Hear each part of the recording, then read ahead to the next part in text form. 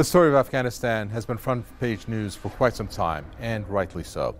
In one respect, it shows how waging a war, occupation, and a retreat can destroy a country. And that is what the U.S. and its NATO partners have done. Hi, I'm Kavatar Vaye, and in this edition of Economic Divide, we will look at Afghanistan's economy and where it's going to be headed to next, what's left of it, under the Taliban. The exorbitant U.S. spending in the Afghan war, $2.26 trillion, corruption, waste, unfinished projects, and an expense that will continue for quite some time, even after the U.S. pullout. And that's in the form of interests. Was it worth it? Also, we're going to take a look at the Afghan economy under the Taliban. What was the economy before they took control?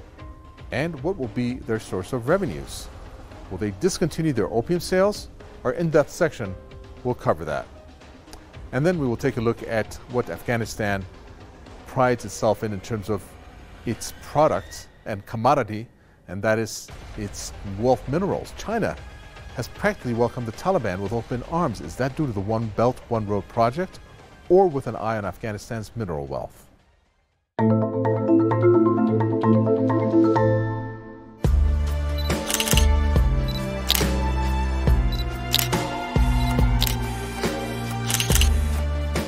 The U.S. war in Afghanistan has ended after 20 years.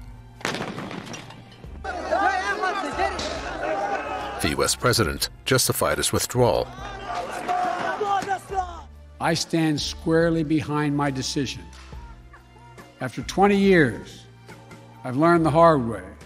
The current cost to date, $2.261 trillion. This is the breakdown. The DoD, largest spending, $933 billion. The interest, a staggering $530 billion, something the U.S. has to continue paying even after the war has ended. But what does the U.S. have to show for it? It's called SIGAR, Special Inspector General for Afghanistan Reconstruction, created by U.S. Congress to provide independent and objective oversight of Afghanistan reconstruction projects and activities. Report after report, the naked truth was revealed. Shocking. Corruption and waste were rampant. The latest report confirmed more or less what the previous reports revealed. Titled, What We Need to Learn, Lessons from 20 Years of Afghanistan Reconstruction, it concluded the U.S. failed to implement a coherent strategy in over 20 years. It did not understand the Afghan context and failed to tailor its efforts accordingly. We were devoid of a fundamental understanding. We did not know what we were doing. Many of the institutions and infrastructure projects the U.S. had built were not sustainable or even usable. To me, it's billions of dollars that probably have been wasted. We've built schools that are falling down. We've built clinics that there are no doctors for. We've built roads that are falling apart. Some examples of this waste. Tarakil Power Plant, $335 million, used but not as intended and in a deteriorated condition. The Wardak National Police Training Center, $98 million, used as intended but deteriorated. The most critical failure, the Afghan Army. $88.3 billion spent for training and equipping.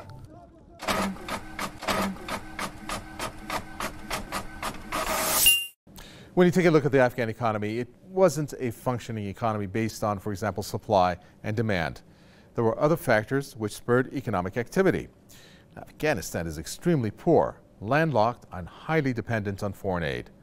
Corruption, insecurity, weak governance, lack of infrastructure pose challenges to future economic growth.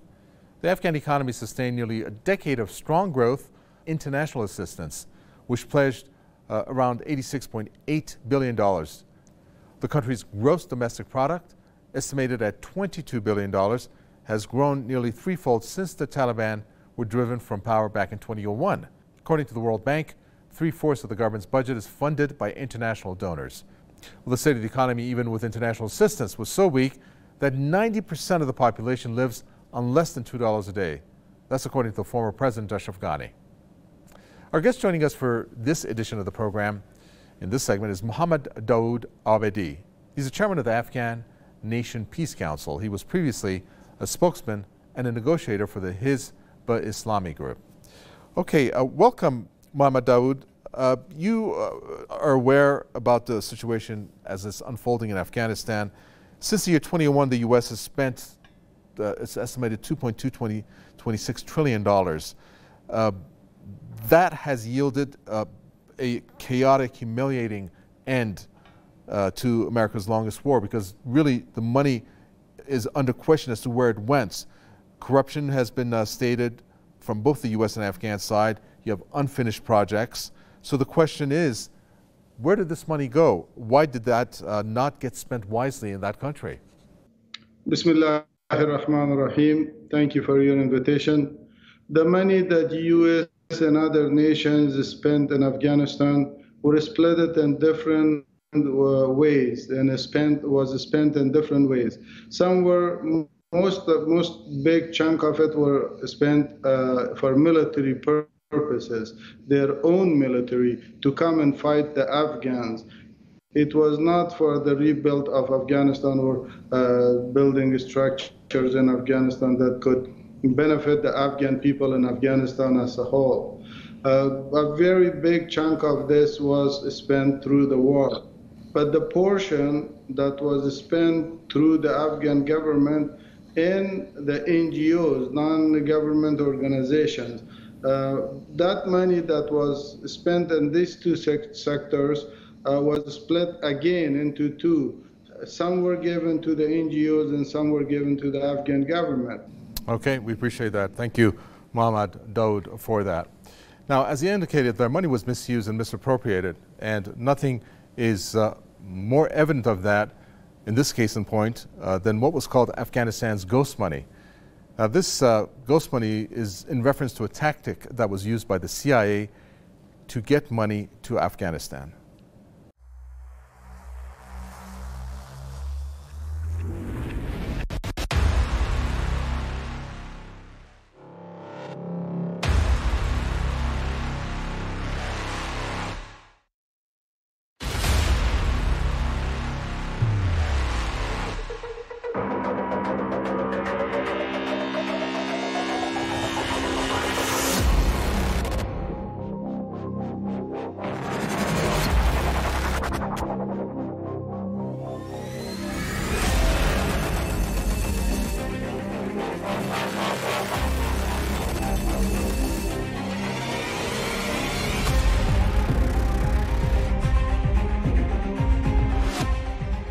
It's time now for our Info News section, where we take a look at news which may not be that up to date, but worth taking a look at, especially for one of our future programs. Our first story comes out of Haiti. Haiti was hit by a massive earthquake recently, which devastated parts of the island. In terms of the casualty figures, over 1,200 lives were lost. This comes after the assassination of its president, and as a consequence, now the economy has taken a beating. Haiti, with a population of 11 million, is considered the poorest country in the Western Hemisphere. Next story, U.S.-China trade. Haven't taken a look at that in a while. When it comes to trade tensions between the two, the U.S.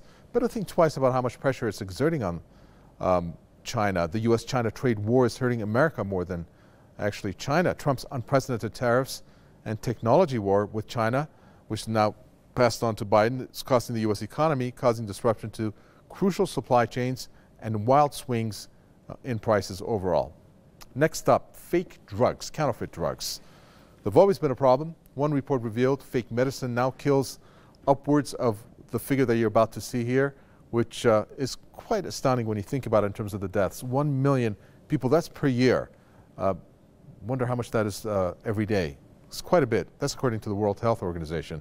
And that's 5 times actually more people that die than narcotics. I mean, the trade in fake drugs has proliferated so much during COVID that it has eclipsed the market, which has cocaine, heroin, and cannabis in it.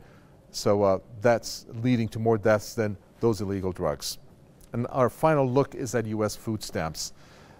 This program in the U.S., the U.S. president just announced the biggest increase to the food stamps ever. Starting in October, food assistance benefits will increase by an average, which is one of its largest in its history, if not the largest, 25%.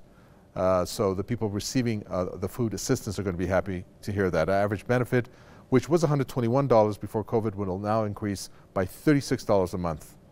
Sounds good, but is it because the economy is not doing well for many Americans? It's something to think about. Okay, it's time now for a quick break here on Economic Divide, but we'll be right back after a quick pause.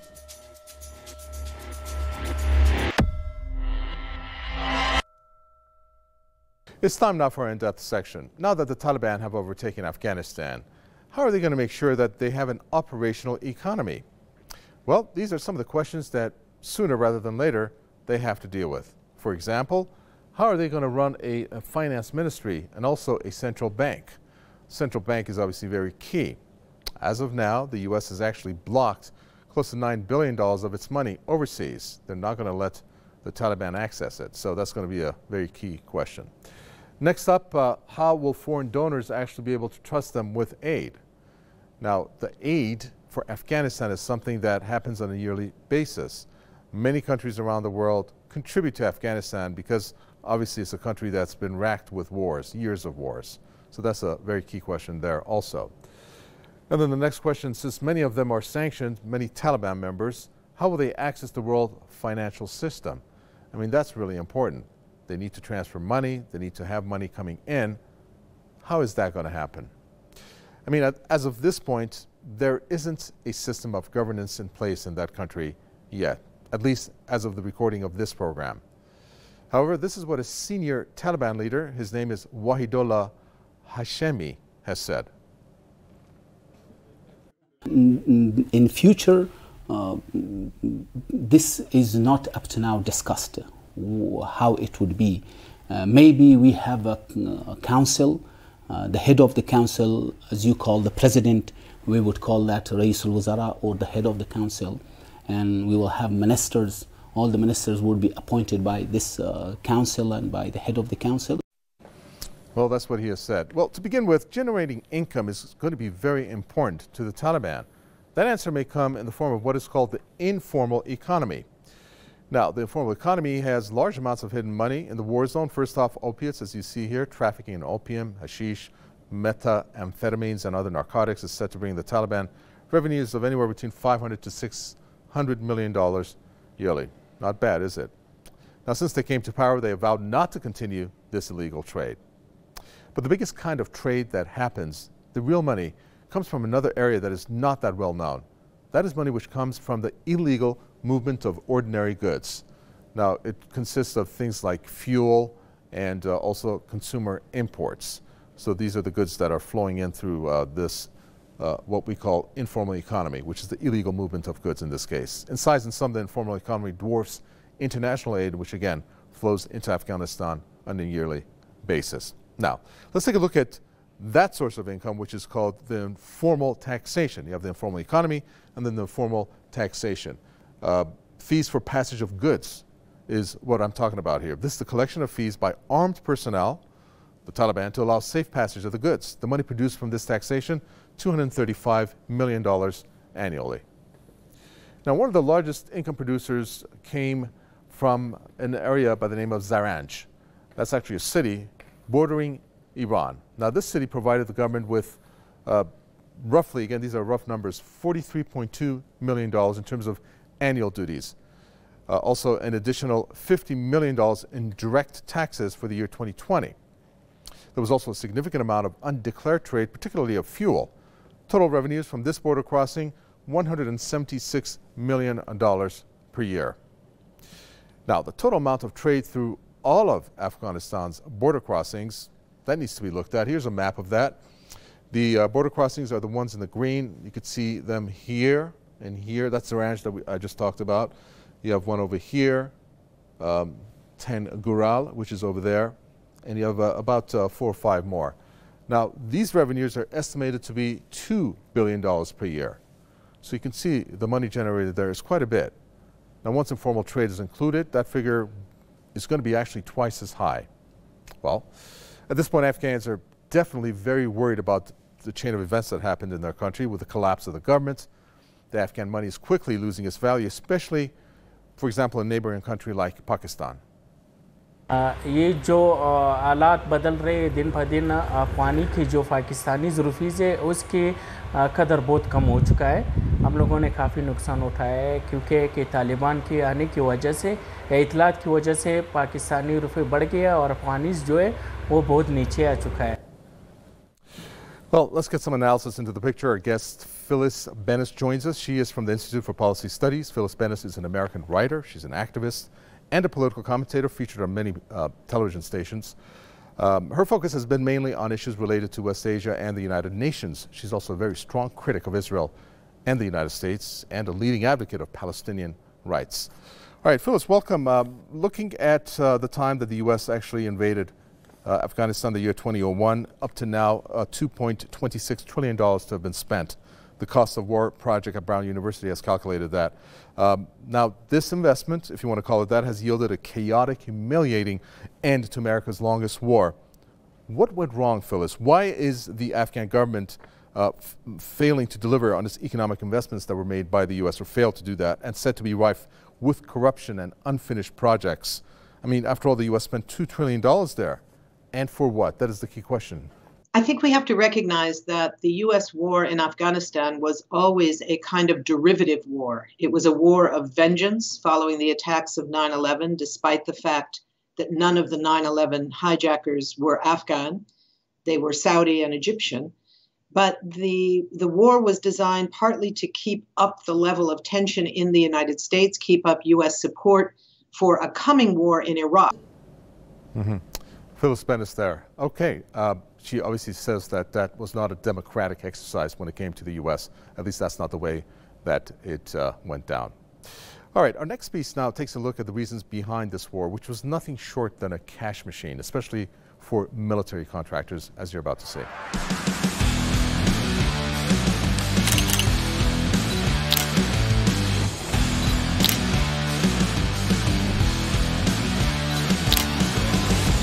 It was one of the most revealing and shocking exposés to cover the U.S.-led Afghanistan war. Bold journalism, numerous testimonials, admissions too hard to swallow, revealing the truth about the Afghan war and the lies behind it. The Afghanistan Papers. U.S. officials constantly said they were making progress. They were not. And they knew it. Thanks to our military and our allies and the brave fighters of Afghanistan, the Taliban regime is coming to an end. For many of you, this will be your last tour in Afghanistan. And by the end of this year, the transition will be complete, and Afghans will take full responsibility for their security, and our combat mission will be over. To add salt to injury, the U.S. government did not even have an idea about the money splurged. No exact accounting done. But why? Maybe this revelation was the answer made back in 2011, which is one of the pillars of the U.S. so-called empire. Because the goal is not to completely subjugate Afghanistan. The goal is to use Afghanistan to wash money out of the tax bases of the United States, out of the tax bases of European countries, through Afghanistan and back into the hands of a transnational security elite. That is the goal, i.e. the goal is to have an endless war, not a successful.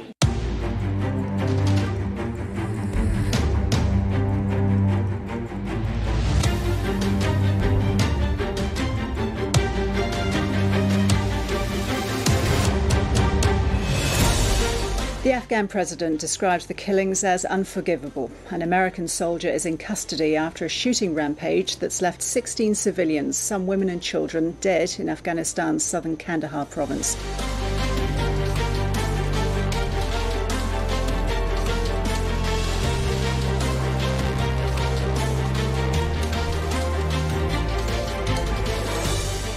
A shocking expose out today in The Intercept reveals CIA-backed death squads in Afghanistan have killed children as young as 8 years old in a series of night raids, many targeting madrasas, Islamic religious schools.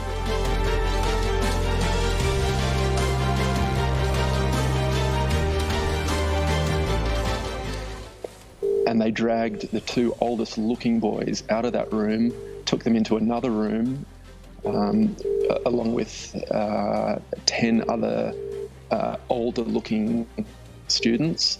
But as you already discussed, some of them were as young as 8 or 9 years old.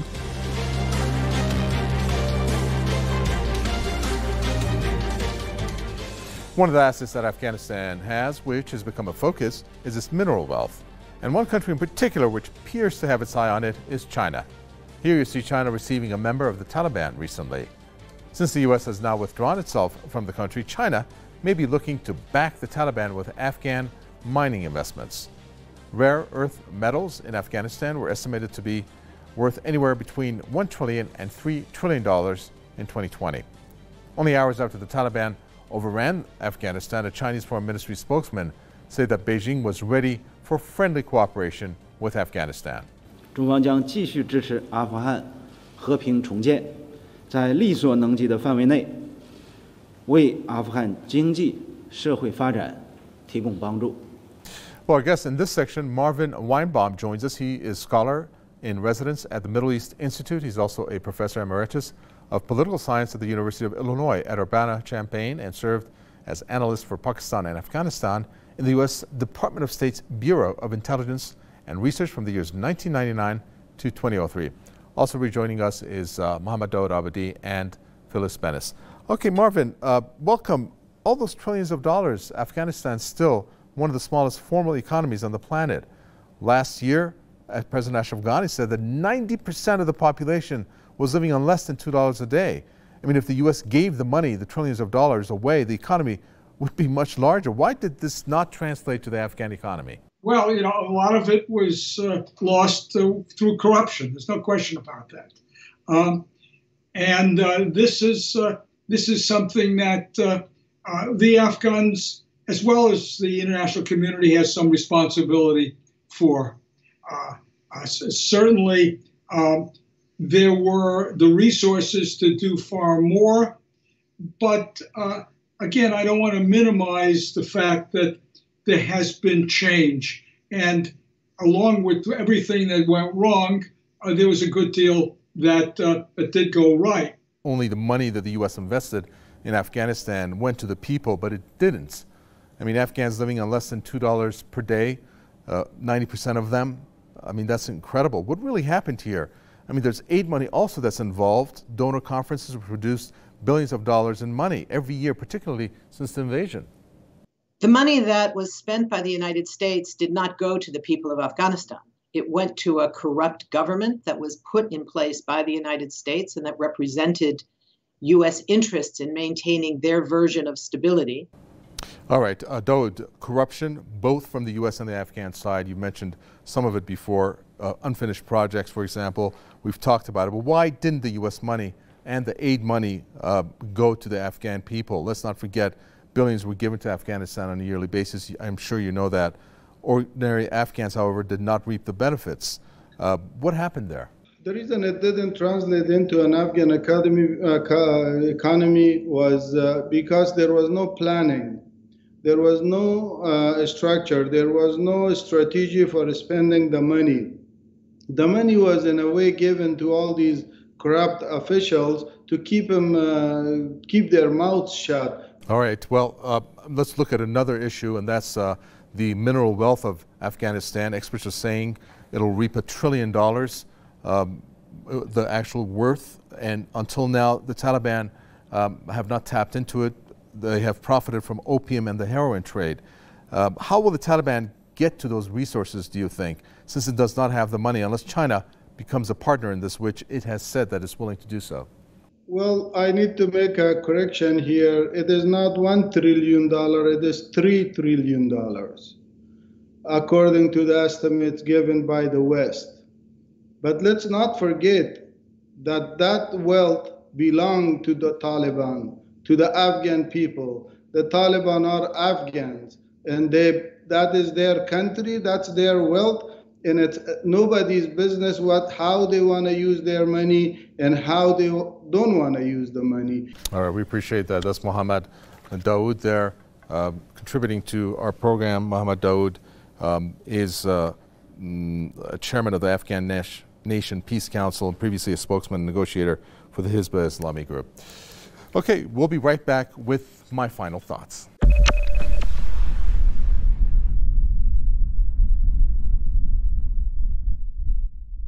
If the U.S. actually leaves the country alone and leaves it for good, as is, it is withholding the government money that's held abroad, $9 billion worth. Now, this will be disastrous for an economy with a new administration. But the story of Afghanistan could have began 20 years ago. And if the U.S. had not invaded and then occupied it, it would have been, at a minimum, better than the state that it is in today. Make no mistake, we are not here to promote, defend, nor demonize the Taliban. Iran has stated that it will be a partner in a country that is looking for peace and stability, and has spoken to Russia and China about that. After all, it makes sense. Iran wants a stable neighbor that it can do trade with. But is the U.S. involvement with the Taliban over, or will it use the group against China or Iran? Only time will tell. That does for this edition of Economic Divide. I'm Kaveh Tagwi. It's good to have been with you. See you next week.